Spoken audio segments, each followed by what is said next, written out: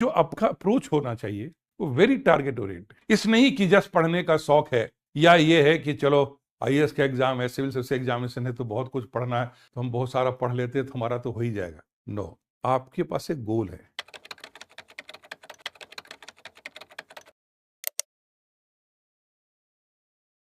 Consistency in effort, ये जो mindset है बहुत इंपॉर्टेंट है, क्योंकि most of the time which I have seen in my career while guiding the students कि बच्चे दिन रात कह रहे हैं, मेहनत कर रहे हैं, कुछ दिन मेहनत किया छोड़ दिया, किसी दिन अच्छा जोश में आए तो 14-15 घंटे पढ़ गए या मेहनत कर रहे हैं, 2 दिन पढ़ लिया, पता चला उसके बाद कई दिन तक गायब हो गया कि बहुत मेहनत किया, थोड़ा आराम कर लेते, थोड़ा घूम फिर लेते, पिक्चर देख लेते, रिलैक्स कर लेते, ज्यादा जाग लिया पढ़ने में, फिर कई दिन तक पता सो रहे।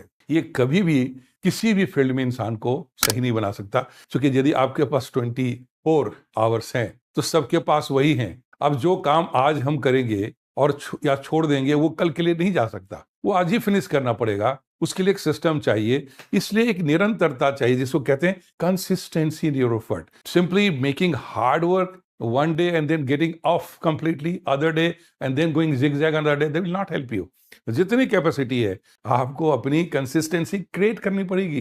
That is very very very important for you. इसलिए धीरे धीरे रे मना धीरे सब कुछ होए, माली सींचे 100 घड़ा ऋतु आए फल होए। कहने का मतलब है कि यदि एक माली एक पौधा लगाए और सोचे क्या इतना दिन इंतजार करेंगे बड़ा होगा, 100 घड़ा पानी उठा करके उसमें एक ही दिन डाल देते हैं, रोज रोज क्या पानी डालने जाएंगे, तो क्या ये पौधा बड़ा हो पाएगा? ये बह जाएगा। लेकिन यदि धीरे धीरे इसको सींचते रहे, केयर करते, तो एक दिन ये बड़ा वृक्ष बनेगा, फल होगा।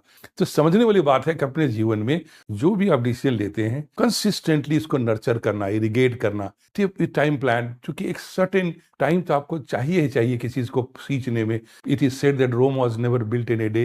It's a good proverb to understand. तो दूसरा जो इंपॉर्टेंट माइंडसेट हो गया वो हमारा क्या हो गया कि आप जो है आप कंसिस्टेंट अपने एफर्ट में रहेंगे। जो आपका अप्रोच होना चाहिए वो very target oriented, goal oriented. इस नहीं कि जस्ट पढ़ने का शौक है या ये है कि चलो आईएएस का एग्जाम है, सिविल सर्विस एग्जामिनेशन है तो बहुत कुछ पढ़ना है तो हम बहुत सारा पढ़ लेते हैं तो हमारा तो हो ही जाएगा। नो, आपके पास एक गोल है, आपके पास एक सिलेबस है, आपके पास एग्जामिनेशन के स्टेजेस हैं और उसके पास एक टाइम फ्रेम है। तो आपको बहुत ही क्लियर होना पड़ेगा and you have to be very specific about goal, कि कब, कैसे, किस साल में, कितने दिनों में क्या हम अचीव करना चाहते हैं। You have to be specific. Goal setting is not a joke. It's not a casual effort. It's a mental programming. पहला सवाल तो ये होना चाहिए, what do you want in your life? दूसरी इंपॉर्टेंट क्वेश्चन है क्यों चाहिए, कब चाहिए और कैसे चाहिए। जब आप इस सारे पॉइंट पे क्लियर हो जाते हैं तो आपकी क्लैरिटी होती है और उसी के अकॉर्डिंगली जो अप्रोच है, जो रोज का मेहनत है, उसका एक इवैल्यूएशन होना चाहिए कि मैं अपनी लक्ष्य की ओर यदि बढ़ रहा हूं तो अब कितना डिस्टेंस रह गया, कैसे बढ़ना है, किस स्पीड से जा रहा हूं।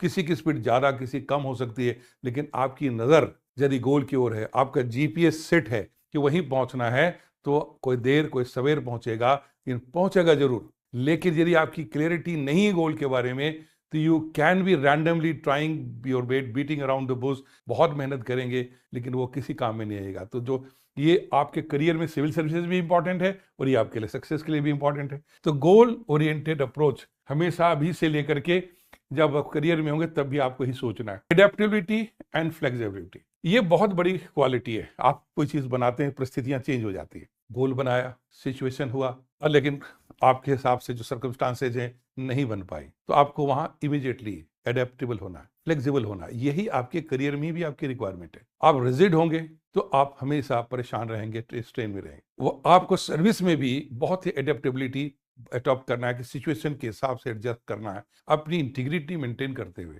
अपनी ओरिजिनिटी मेंटेन करते हुए। And it is the natural truth that those who adopt survive. And flexibility, rigid होना किसी पॉइंट पे इट विल नॉट हेल्प। ये बातें आपकी एग्जामिनेशन की तैयारी में भी देखी जाएगी। जब आप प्रिपरेशन करते हैं, जब आपकी डिफरेंट ओपिनियन आएगी राइटिंग में, इंटरव्यू में, तो देखा जाएगा कि कितनी आप एडेप्टेबल भी हैं और फ्लेक्सिबल हैं और अपनी रियलिटी पे रहते हैं, लेकिन किसी बात पे रिजल्ट नहीं। ये प्रिपरेशन के दौरान भी आपको बहुत हेल्प करेगा। मान लीजिए आपने कोई टाइम प्लान बनाया, नहीं हुआ, कोई बात नहीं है, सिचुएशन डिफरेंट हो गया, कोई सर्कमस्टांस चेंज हो गई, आपने सोचा तो नहीं था कि इन्वायरमेंट का ऐसा होगा, आप उसमें अडेप्ट कीजिए, थोड़ा एज पर नीड चेंज कीजिए। यहाँ सोचना है कि जो कुछ भी मुझे पाना है, जो मेरे जीवन में हो रहा है, उसके लिए ज़रूरी है कि सबसे पहले मुझे खुद को चेंज करना होगा। तो be always adaptable and flexible. तो ऑल जो जर्नी आपका सिविल सर्विसेज के प्रिपरेशन में और बाद में करियर में, इसकी बहुत बड़ा महत्व रहेगा and it's very major component of your mindset. Resilience, हार नहीं मानूंगा, गिव अप नहीं करूंगा, एंड परसिवेरेंस, अथक प्रयास करूंगा, लगातार कोशिश करूंगा। This examination teaches you, trains you all through your preparation that you will have to maintain resilience। 3 stages में एग्जाम होंगे। प्रीलिम में हुआ, मेंस में नहीं हुआ, फिर वापस आ गए। प्रीलिम्स में हुआ, मेंस में इंटरव्यू गए, फिर वापस आ गए।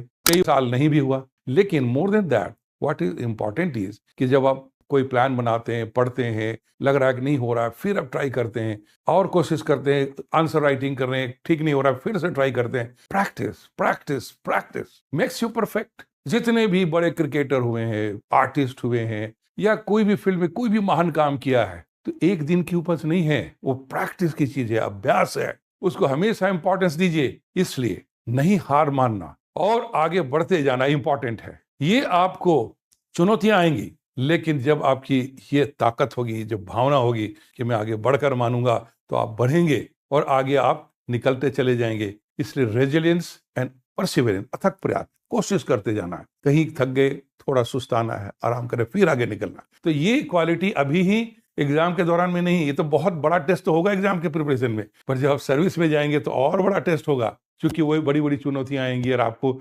एक्सपेक्टेशन होगा लोगों का, पब्लिक का, आपके सिस्टम का, और आपको उसमें करना ही होगा।